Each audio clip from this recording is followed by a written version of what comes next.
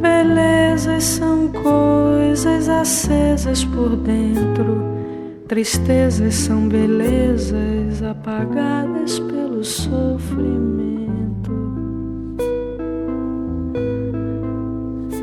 Lágrimas negras caem, saem. Minha história, um quadro de entrevistas especiais no meio da consciência negra. E como vocês podem escutar, estou em um lugar muito especial, que é na Associação de Capoeira Zambi. E hoje eu tenho um convidado muito especial, que é o Mestre Quinta. Mestre Quinta, é uma honra ter você como entrevistado no nosso quadro de cultura. Prazer é nosso de estar recebendo a TV Ágata aqui na nossa escola. A gente fica muito à vontade para responder os questionamentos que você quiser fazer em relação ao Dia Nacional da Consciência Negra. Mestre Quinta, onde é que o senhor nasceu? Como é que foi a sua infância? Olha, eu sou oriundo da cidade de Lago Verde, um povoado da cidade de Lago Verde chamado Lago Limpo.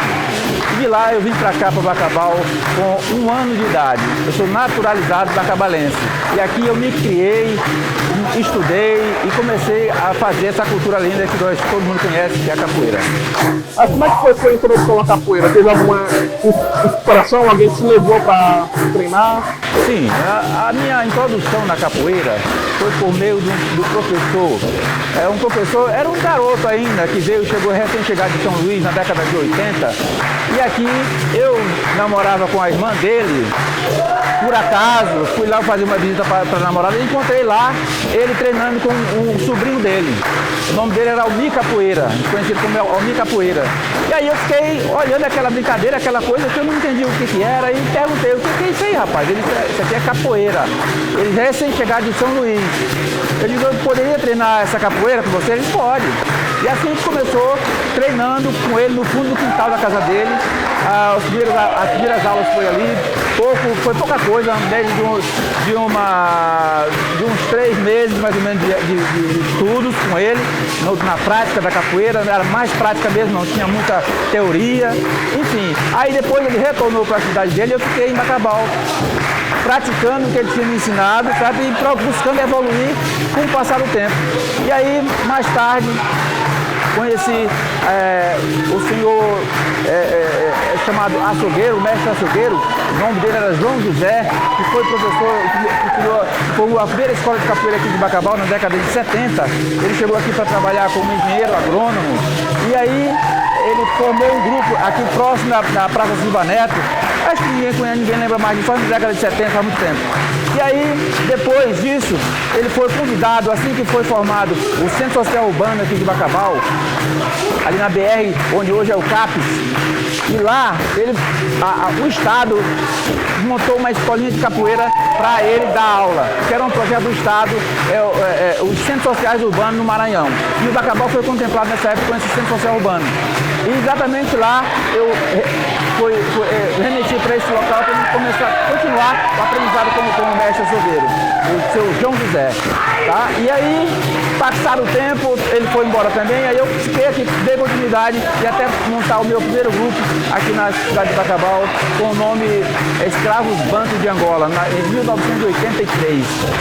E de lá para cá, esse grupo era formado, esse primeiro momento era formado na Vila São João, era num lugar, num pátio aberto, onde hoje é uma escola de ensino fundamental. Eu esqueci o nome da escola aqui no momento, certo? Mas hoje é uma escola, mas nesse tempo era um terreno baldio e lá a gente treinava de manhã e de tarde. E o tempo foi passando, a gente foi na prática da capoeira. Foi quando, anos depois, eu conheci Mestre Pirrita, que é de São Luís, que ficou oficialmente com o meu mestre de capoeira, porque ele me ensinou a base, realmente, o que era realmente a capoeira, né, nessa época.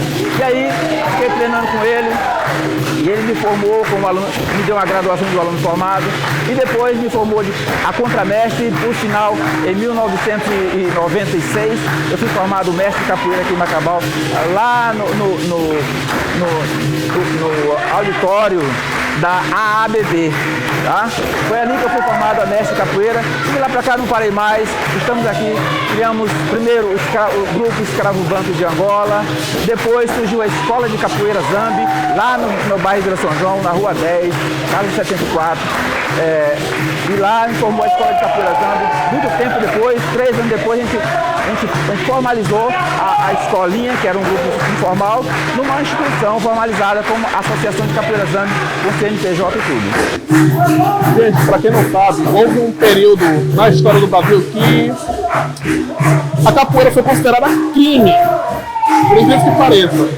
E em 1940, o então presidente Getúlio Vargas, ele viu uma apresentação de capoeira do mestre Bimba. E ele achou muito bonito e a partir daquele momento ele passou a considerar a capoeira um esporte nacional. E mestre, quais são os valores que a capoeira ensina? Olha, os valores que a capoeira imprime na sociedade, nos alunos, é a disciplina, o bem fazer, é o amor pela arte, o amor pela cultura, tá? E o compromisso que nós temos em preservar as nossas raízes culturais, tá? A nossa ancestralidade, a nossa raça. É bem sabido que, como ele falou do período de início da capoeira no Brasil, que chegou em 1600, quando ninguém sabia o que era capoeira, chegam aqui os escravos, e aqui, né, no Brasil trouxeram um ningolo, que era uma tradição angolana.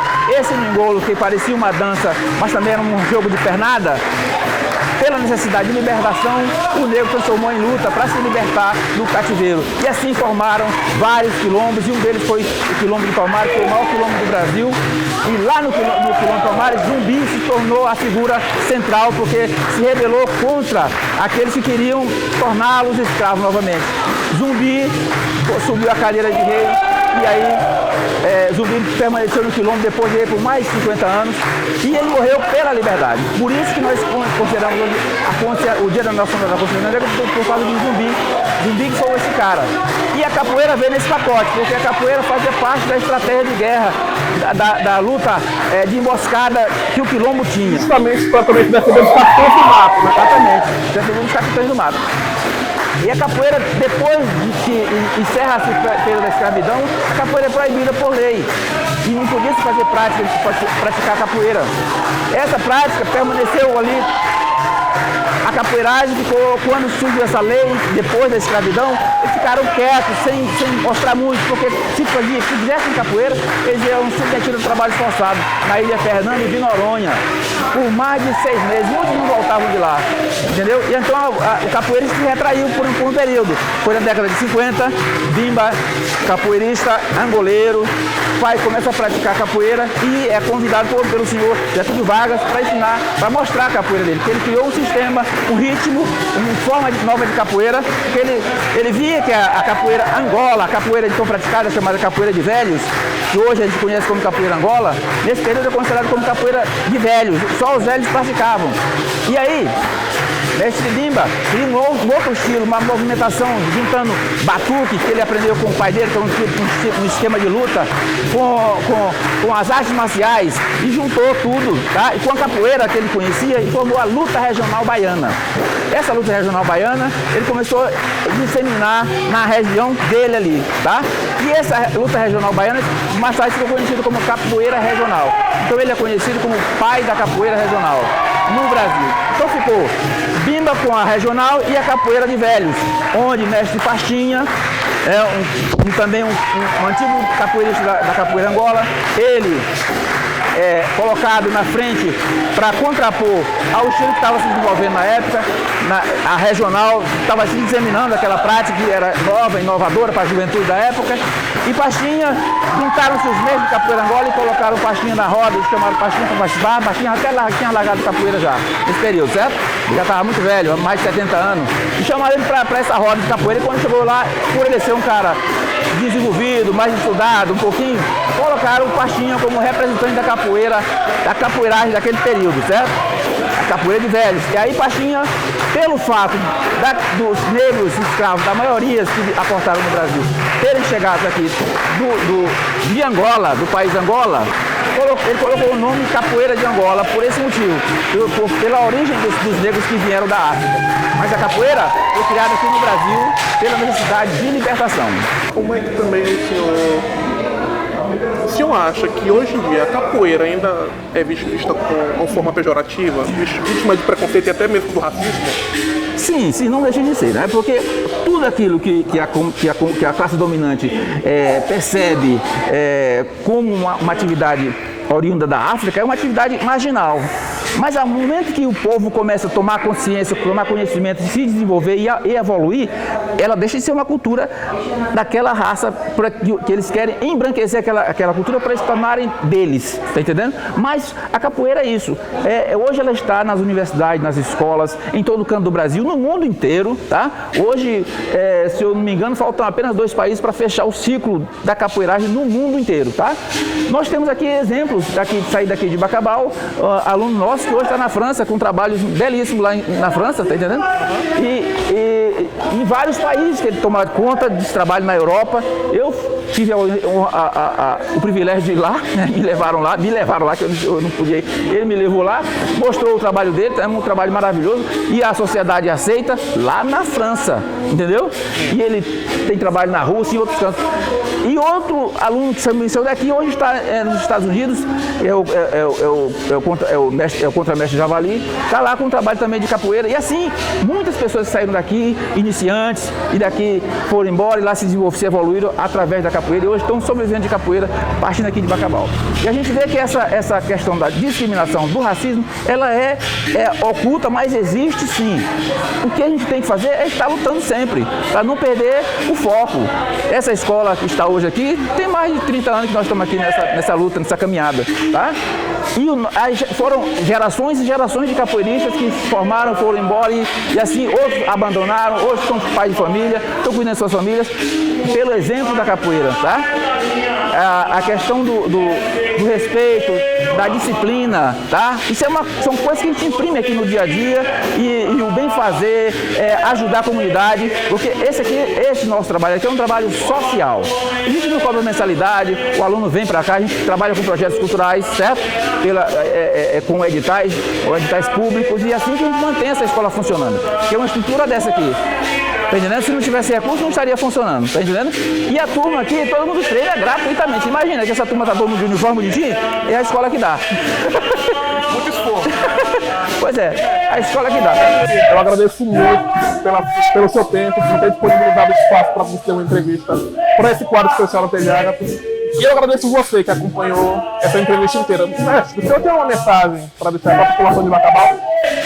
Sim, a gente só tem aqui a agradecer a TV Ágape por perder esse tempo de falar, de vir ver a capoeira, vir ver o espaço da Associação de Capoeira Zambi, do Ponto de Cultura, que é um lugar que agrega todo o movimento cultural. Recentemente fizemos um evento aqui que foi muito bom aqui, e uma pena que a TV Ágape não estava aqui presente para registrar.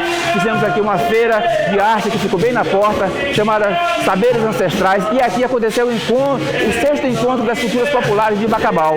Você precisava ver como isso aqui estava cheio de gente, de movimentos de todo que é cultura, a gente reuniu aqui. Poetas, gestores, tambozeiros, dançador de tambor de crioula, bumbo meu boi, umbanda, pessoal da região de matriz cigana, estava todo mundo aqui presente, os movimentos negros, meu nome? GNPR, Ao Negro, estavam todos aqui participando desse movimento. Nós fizemos recentemente, e no segundo dia, nós fizemos o 30º batizado de troca de corda de capoeira aqui da Associação de Capoeira Zambi. E foi um evento maravilhoso e eu esperava que a empresa estivesse presente com a gente, mas infelizmente a empresa não participou. Mas fica aqui o convite e na próxima vamos realizar e espero vocês aqui para participar com a gente. Muito obrigado pela sua participação no nosso quadro. E você que assistiu até aqui, muito obrigado pelo seu tempo. E te vejo no próximo episódio. Belezas são coisas acesas por dentro, tristezas são belezas apagadas pelo sofrimento. Lágrimas negras